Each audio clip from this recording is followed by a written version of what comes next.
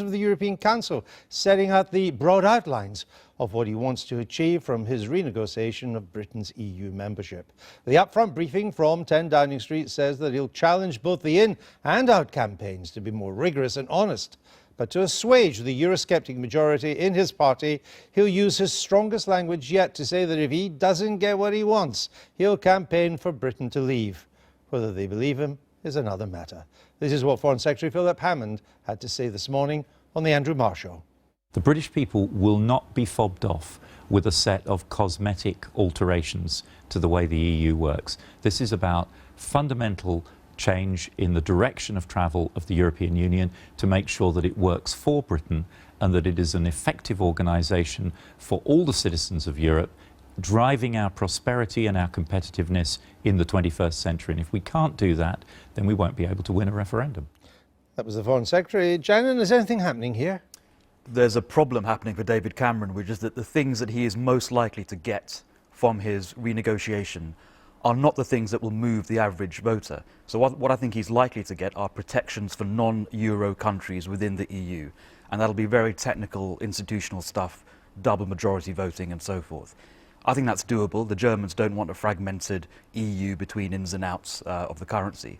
Does your average undecided voter decide on the basis of that? I think they're more moved by free movement and immigration, maybe even economic regulation.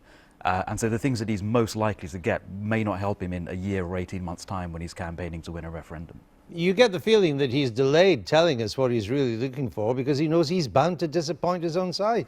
Indeed, and he's got to be very careful to ask for things he knows he can get.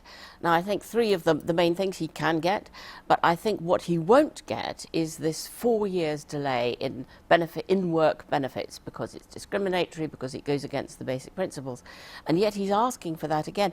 We could only hope that he's had a nod and a wink from 27 other countries that they will agree to that, because if he now fails to get it, it's going to be very difficult for him to say, right, I've won my renegotiation and it's a good package.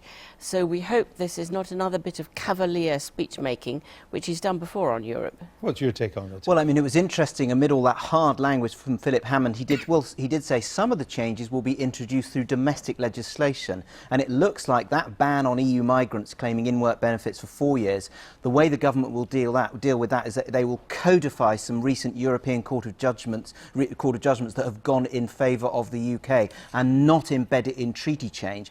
But the hard language about treaty change, the reason why they're sounding so tough is that George Osborne is absolutely confident, as Janan says, that he is going to get an agreement that in a future treaty change there'll be those protection for the euro outs and that Britain will get an opt-out from ever closer union. And George Osborne's view is that those protections for the euro outs is the most important thing he can get for the benefit of Britain. You didn't frankly have the balls to put country before party.